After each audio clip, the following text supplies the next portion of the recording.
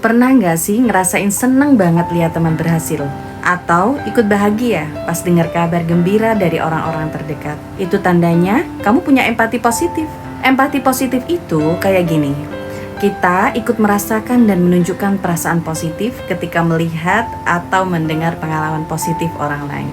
Contohnya, temanmu dapat penghargaan.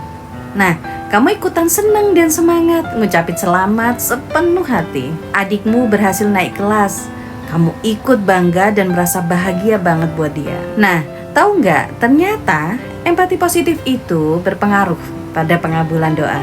Jadi, semakin tulus kita berempati positif pada orang lain, semakin besar kesempatan doa kita terkabul. Loh, kok bisa? Nah, kita belajar dari kisah Nabi Zakaria dalam Al-Quran surat Ali Imran ayat 37 hingga 38. Seperti yang dijelaskan dalam tafsir Al-Wajiz dan tafsir Asy-Sya'di, setiap kali Nabi Zakaria mengunjungi Maryam di mihrabnya, tempat khusus ibadah, beliau mendapati makanan dan buah-buahan yang melimpah ruah, bahkan di luar musimnya.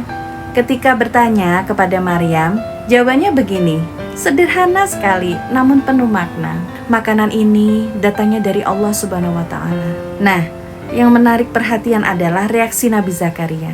Melihat karunia Allah yang begitu melimpah pada Maryam, beliau bukannya iri atau cemburu. Kok dia sih yang dapat, bukannya aku kan lebih berilmu dan berpengalaman. Enggak. Tapi justru beliau menunjukkan contoh nyata dari sebuah empati positif.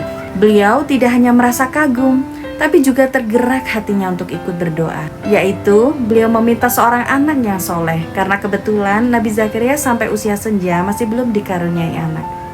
Ya Tuhanku, berilah aku dari sisimu seorang anak yang soleh. Sesungguhnya, Engkau maha pendengar doa.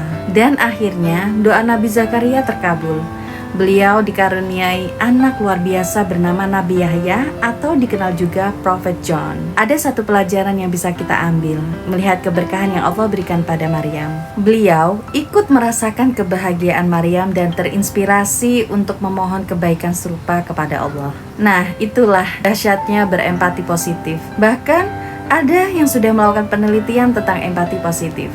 Sebuah penelitian di Cina yang dilakukan oleh Jia Meiyu tahun 2023 membuktikan bahwa empati positif memiliki dampak luar biasa dalam meningkatkan kompetensi sosial dan emosional seseorang.